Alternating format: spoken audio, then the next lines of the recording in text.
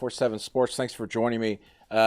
Big news today out of the Pac-12. As most of you know, the Pac-12 has partnered up with a company with some new testings, a faster turnaround, and they're going to be able to just test anybody, asymptomatic people as well, of course. They're going to have enough tests to do so, and they're going to have a quick turnaround, 15, 20 minutes turnaround time on these test results. And the Pac-12 says this is an important step forward to potentially getting back to sports of some sort on some sort of schedule. Now, what is that schedule? We don't know. Larry Scott held a media conference today. He didn't say exactly what kind of timetable they're looking at. But here's what I know. Before that teleconference, I tweeted out after talking to some folks in the Big Ten and also the Pac-12 that this idea of for one, Big Ten potentially starting play in October 10th, which has been brought up by, I know, some other outlets out there and people connected to apparently the conversations that were being had among President Trump and Kevin Warren, the commissioner of the Big Ten. The October 10th idea is kind of far-fetched.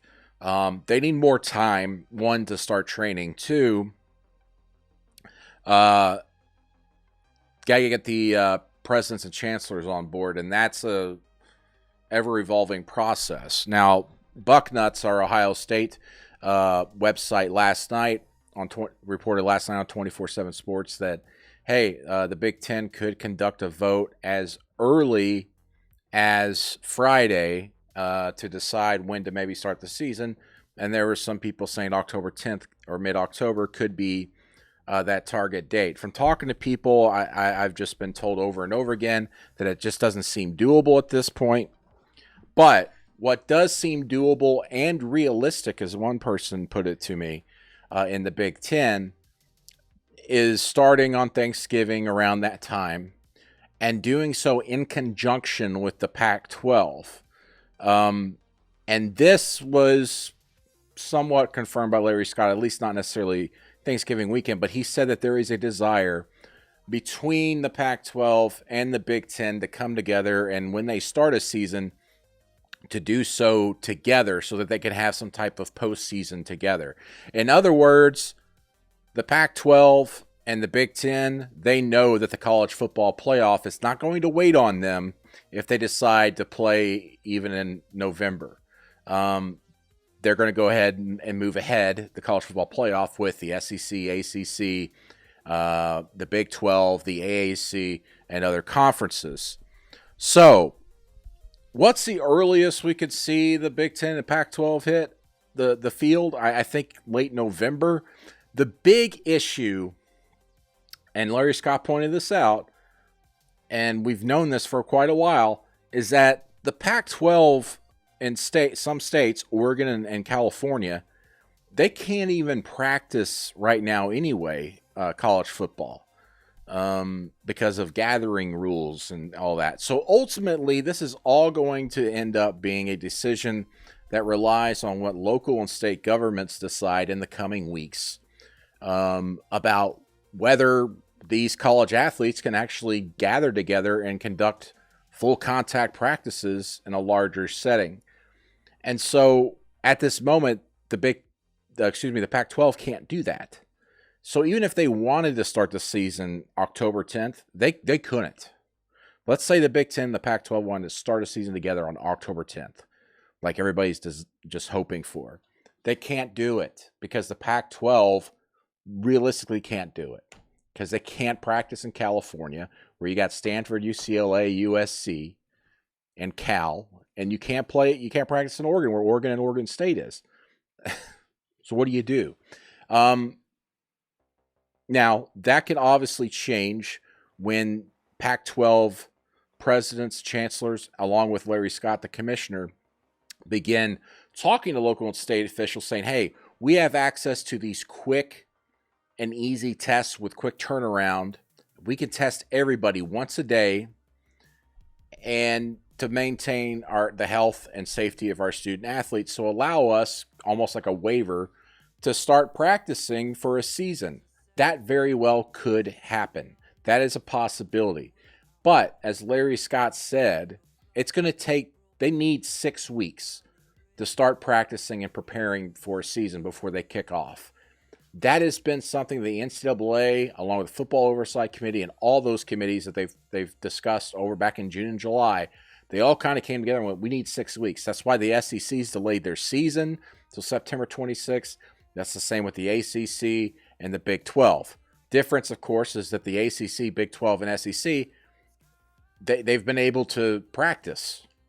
Can't do that in the Pac-12 right now. So if the Big Ten and the Pac-12 want to align and start a season on time, but together in line, the earliest that could probably happen is sometime in November, and that date of late November is the one that we keep hearing from people. This idea of playing October 10th, people want it. ADs and coaches would love to do it, especially in the Big Ten. I'm not so sure about the Pac-12.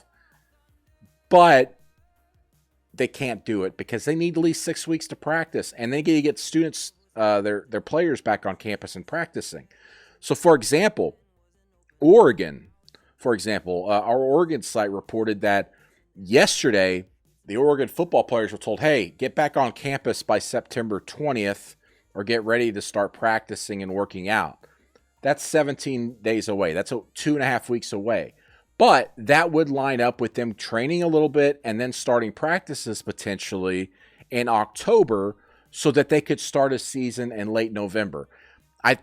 I'm pretty sure, based off the conversations I've had today, that there is a building of, let's see if we can maybe start this thing up when we're getting into winter break on these campuses, not only for football, but also basketball, and start the season then instead of waiting till maybe January or February with football. Because the issue is when you get into January and February is, do we have a full fall season next year because you've already played 8-10 games earlier in that spring and winter?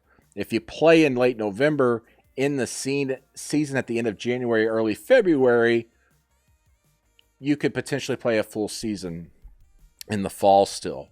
So that's where we're at right now. But that's big news out of the Pac-12 today that they have secured